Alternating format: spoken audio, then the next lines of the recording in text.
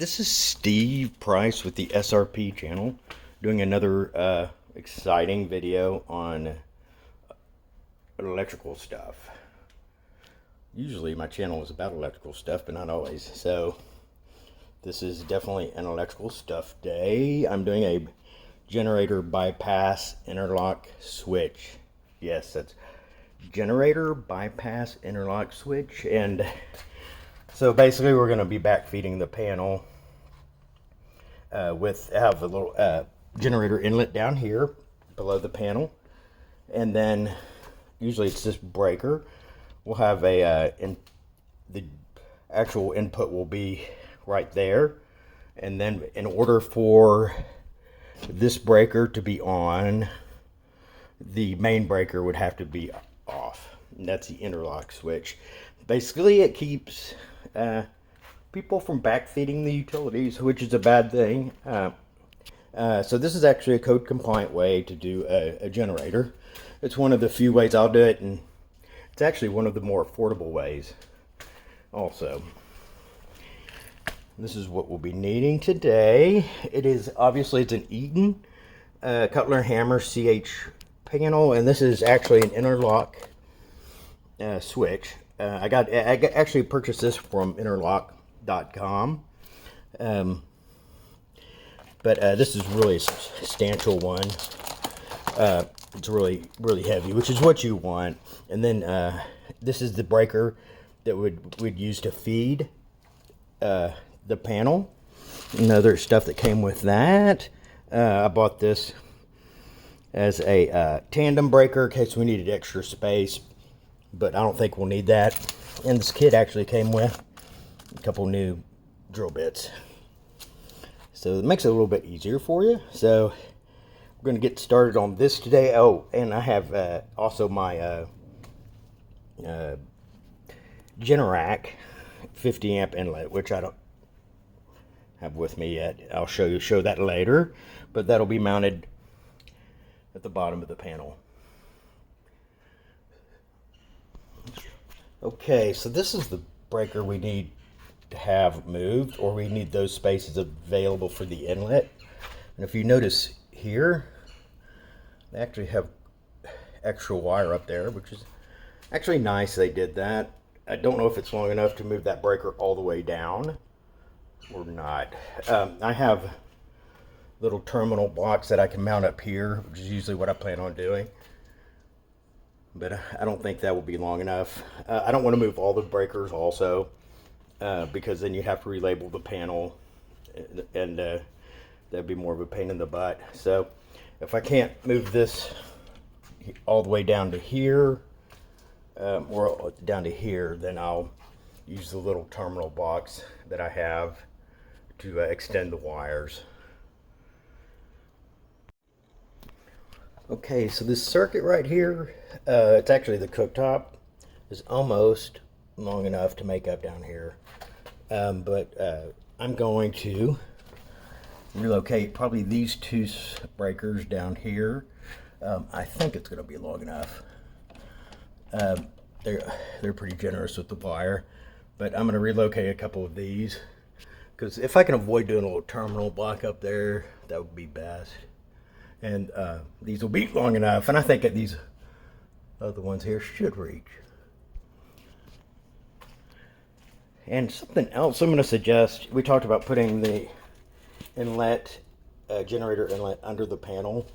It'd probably be best actually if it went outside, because if you're going to plug the generator in, you don't want it running inside or indoors. You're going to want it outside regardless, and then you'd have this cable coming up under your garage door that you'd have to close over here. So it obviously wouldn't be too beneficial, because the cables are pretty thick.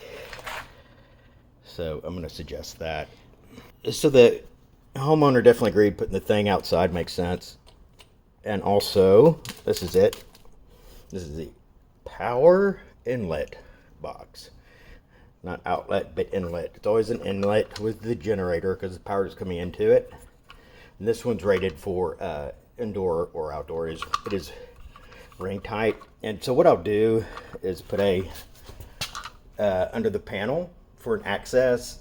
I'll put a outlet, or I'll put a outlet box, or I'll cut that out. That will allow me space to reach in there and pull wire outside, because we're going to be using heavier 6-gauge wire, and gets a little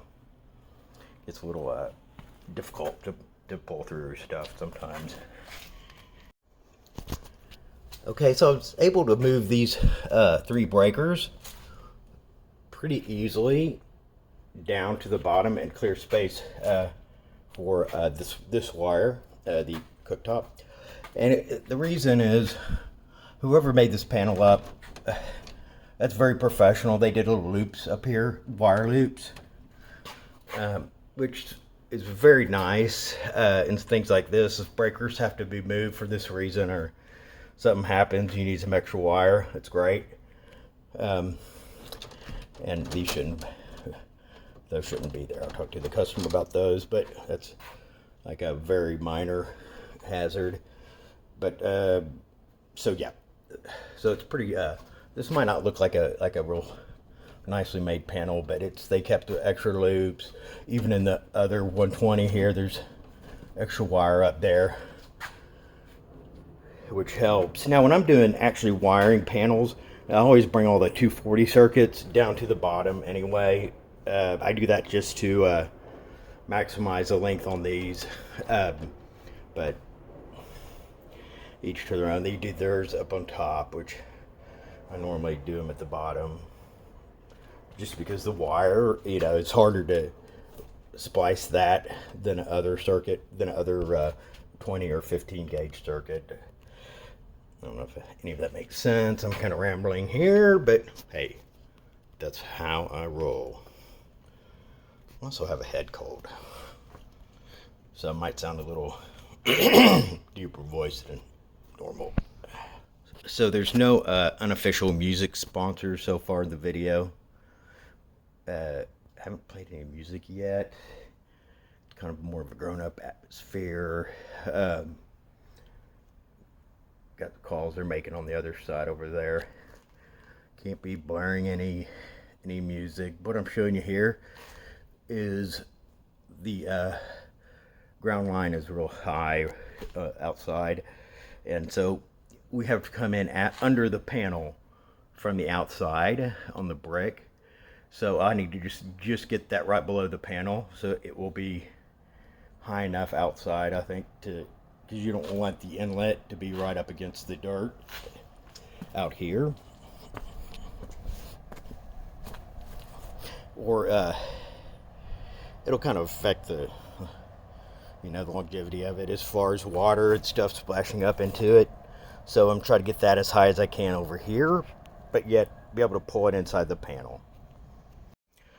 Okay, so it's 30 inches from the panel to the bottom of that trim, and then I came over here and then marked 30 inches there in pencil, and then put a piece of blue tape,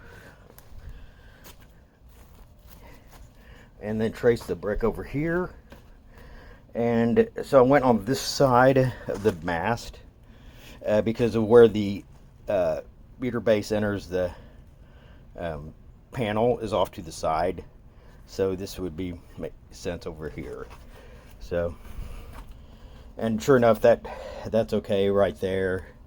So I'm going to suggest to the customer also, if you have these PVC pipes like this, is remove these straps and then really clean them and sand them lightly, and then put a nice coat of just Krylon paint, any good paint, because that'll help the life of this PVC pipe tremendously.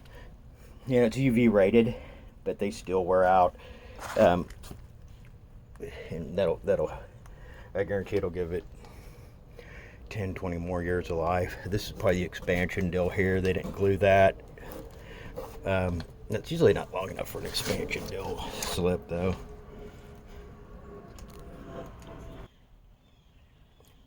Okay, this is not a good way to do your box planning. This is a Generac box. So you have your 4 anchor points on the back here. You don't want to have your conduits right under those, especially if it's going to be outside. So, you know, for the brick, for the spacing on the brick, and for anchoring, I'm going to go ahead and drill another hole here, and then leave these. I see why they did that, because when you come on the side, you still have to clear the inlet here. But I think I can, if I come toward the top, that'll be fine. And this requires 2 conductors and a ground. I'll be running 6-3, so there'll be an extra conductor, but that's fine. I want to do that just for any kind of future stuff or whatever. But for the inlet, it's a little bit more than you need, but it's not a big deal. Okay, so I got the far corner hole 3/4 inch knocked out, which is good for this. So what I did was I pre-stripped the wire, but I have extra out there, and I'm going to pull this extra down here and then back feed it up and then kind of pinch it up in there. So that's the plan. It's hard to just go right up in there because the wire obviously is this heavy. But so far, so good. And of course, our bushing. Okay, so I made some progress here. Got the wires fed through here, through the opening. And then the additional circuit that I'm going to use, since I had a knockout there to pull the wire through. Got that hooked up in the panel.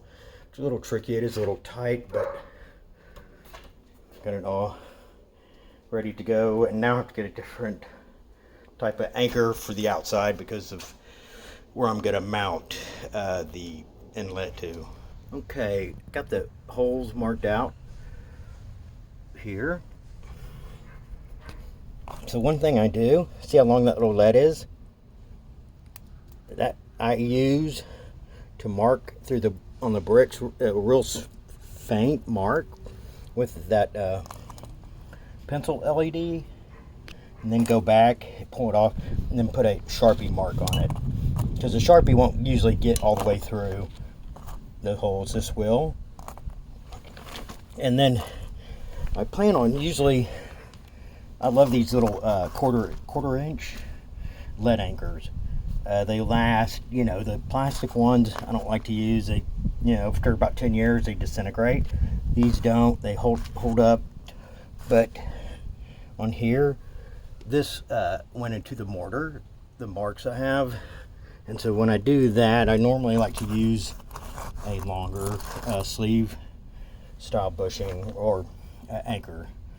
Not bushing, anchor. But this one's actually a 5/16, and which is what I have on my drill usually most of the time. 5/16 there. And then I have that already kind of wallowed out so that I can push them, you know, from the backside.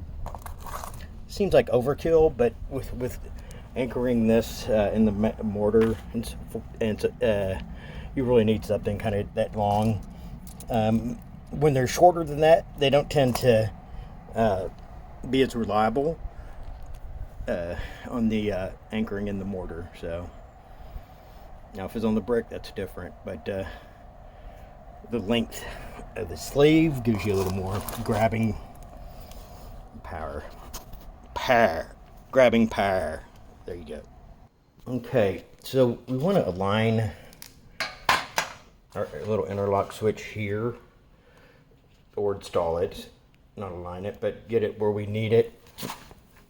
Because the idea is for, if you notice here, this bracket going down, it will prevent the breaker from moving, or vice versa when the main disconnect is on or off. So, but I thought in the instructions it would give you a specific place where to mount this bracket. It does not give you specific place. So I'm going to actually I'm going to reinstall the panel cover and then mark the holes then on it, and then probably disassemble this and drill it out. But it didn't really say to do that, but it doesn't give you any specific location on this. It might be because there's different panel types, even though it's for a Cutler hammer CH. There's still going to probably be variations on it. So, but this is still really good stout bracket here. So probably would be like that.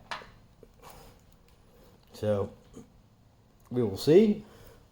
We'll see. It comes with a bunch of fun stickers too. Even little instruction list, 1 through 8, going through telling you exactly what to do. Pretty cool. Of course, all the caution stuff. Pretty exciting stuff. Very exciting stuff. Anything electrical like this is fantastically exciting. And that's why I get so many views on videos. It's just, you know, people are so riveted by the content of all this that they continue to want to watch and watch and watch. Okay, so I put the panel cover back up and I got the deal dry fitted on there, and then I marked where I thought it needed to be. What I did here is I went ahead and did one of the screws first, and then that's actually threaded through. And then, so what I'm going to do is actually tap out the other 3 after I got that one in place, instead of drilling all 4 holes. So that'll make sure that there's no play in this, because kind of the idea is not to have any play in it, for it to be really tight and taut and tight. Probably both of those. Amazing weather outside. Oh my gosh, perfect weather. Had to throw that in. So I got my outlet in underneath here, and that's on its own circuit. Of course, that's the easiest way to do that. And so I have the inlet circuit, the 6-3 circuit coming up to that top breaker, and that'll be in the off position with the bypass interlock switch on. That'll be in the off position, and for that to be on, of course, that would have to be off the main. So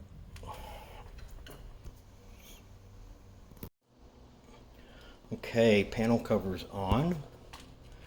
Got the interlock switch all snug in place there.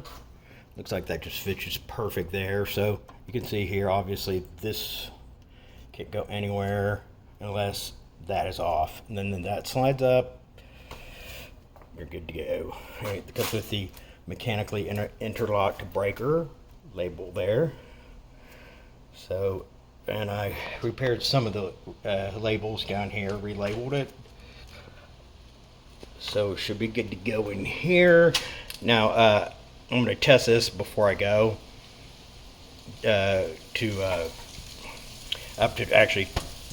test it, shut the, of course, the main breaker off.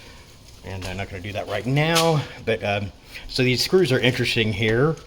They're pretty short, but it's like they were like cross threaded or some rough threaded, because these went on really hard. So there was no need to use any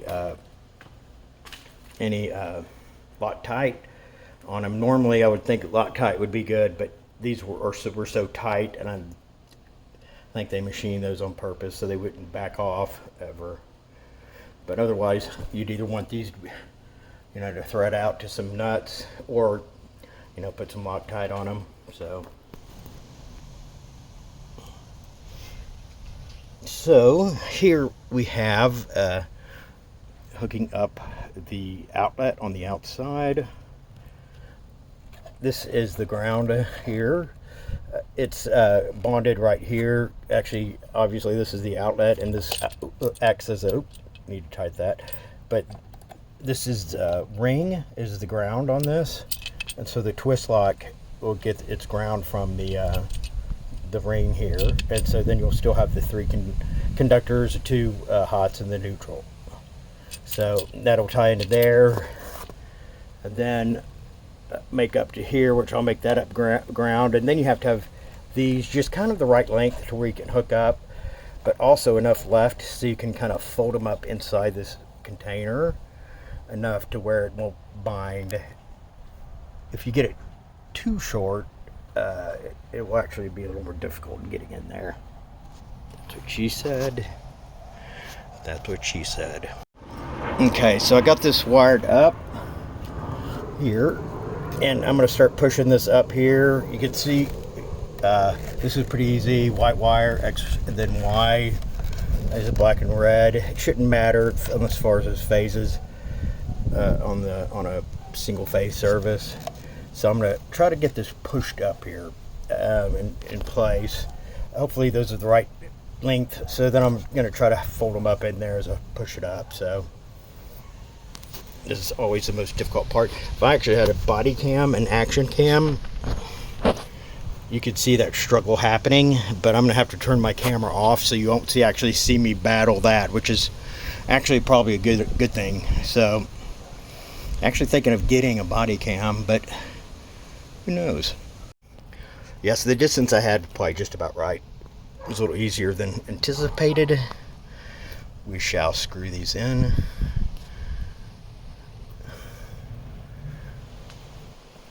Oh yeah.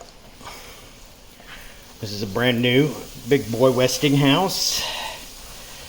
We'll go, what does it say? Gas and propane running watts. So this generator hadn't been used yet. It's electric start. So always recommend getting tri-fuel conversion kits. Never run these on gas. It's so hard to keep up with gas. The formulations on it now are awful. Even if you do a gas additive, it doesn't seem to work with anyone. The only thing you're really good with is if you buy, I think what's called tri-fuel, or there's a brand, it's just the fuel with itself that you buy, but it's very expensive also. But otherwise, you need to get the little conversion kit for these. But on this one, this would be the outlet this would use that I wired. It's a 240 volt 50 amp. That's should be the same NEMA as a range outlet, and then that goes from a range outlet to the twist lock in there. That's a standard cord that you can buy for these. So I don't think they really have this put together yet. Here's all the stuff up here. Yeah, it's still a virgin generator, but I'll explain that to the customer too. It's just, you know, if you run them on gas, you have to come out here once a month at least and run them for several hours. You know, even probably more often than that. So it's really a lot of maintenance for the time you're usually going to have to use with them. You know, and also to you know, if you can afford or do the Honda generators too, they're bulletproof. They will be so much more reliable after, you know, 5 to 10 years. After they sit for a while, they tend to be a little more forgiving and start up and don't have as many issues. But anyways, for what that's worth, thanks for watching the video up to this point. Hopefully you weren't too dreadfully bored. This was a nice clean install for the bypass interlock switch. Those are available also in other brands with just about every current panel up to about 10 years ago, 20 years ago. They should be available. Keep out for my other videos, or not keep out, or watch out for my other videos. I have some as far as how my van is outfitted, and also my 5,000 watt Ames power inverter, kind of on the same subject of what we're doing right now. I'm going to do a video on it. It's been really helpful when I need help or power backup when I don't have power on a job or something like that. I could even power up things in my house with it if need be. So, but thank you for watching. Please help the YouTube algorithm, like and subscribe, and thank you.